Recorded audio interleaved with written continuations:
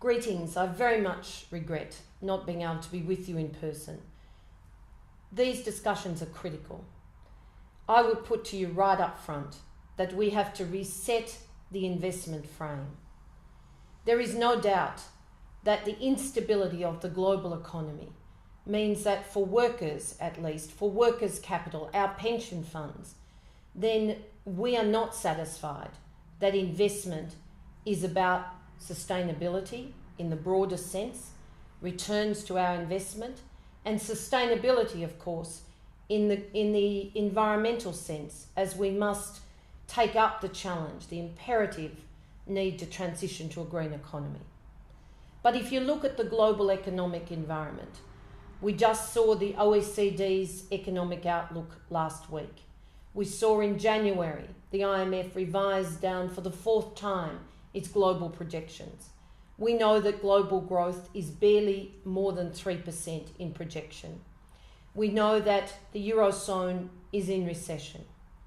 We know that, in fact, even in the emerging economies, countries like Brazil that have had a strategy around inclusive growth with job-centred investment and indeed social protection, so successful in lifting people out of poverty, in building sustainable businesses, in generating a growing economy, is now slowing. Because of the global growth environment, then Brazil's come off to barely 3%. We know that unemployment is the highest on record and that we have 70 million young people. In some nations, more than 50% of young people unemployed this year. We're facing a lost generation for our children and grandchildren, and potentially a second. Something is wrong.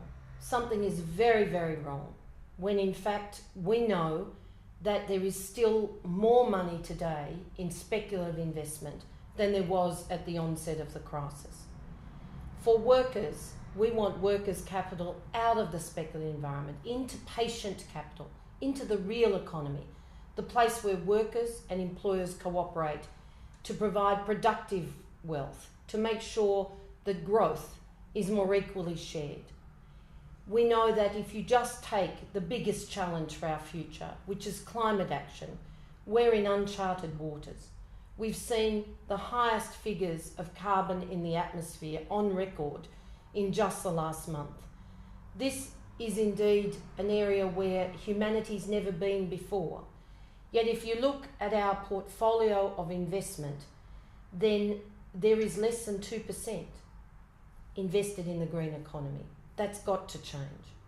We also know that our asset managers, our funds, they're very, very nervous about actually making transparent what it is that our money is invested in.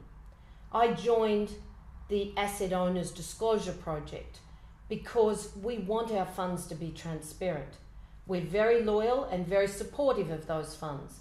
But if we're simply paying asset managers a lot of money to actually invest in a list that is indeed an old economy list with no plans for transition, no plans to offset risk, even though we know that climate catastrophes are going to become more and more regular, then we want to see that changed. So a conversation is what I would propose to you.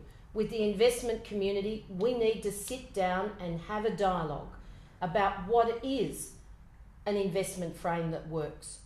When we have $25 trillion invested in the global economy, that is workers' money, then we want to know that it's invested, of course, in sustainable business in the real economy, and in sustainable business that is committed to transitioning to a greener economy. We have to green up all of our production and construction processes.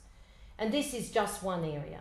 If I take you to the issue of labour rights, global supply chains, then you will see again, we're investing in companies that are simply now contracting out their work, so you get the disasters of a Bangladesh. I said to the Global Reporting Initiative conference just 2 weeks ago that it is unconscionable for companies to report that they have a sustainability strategy when they're investing in fossil fuels to the exclusion of new energy sources, when they're investing in supply chains to the exclusion of labour rights, when there is no basic floor of social protection, a minimum wage on which workers can live, and indeed collective bargaining, which will distribute the wealth much more evenly in the context of an economy, a global economy, that now the OECD shows is more unequal than ever, and indeed it is growing even more unequal as we speak.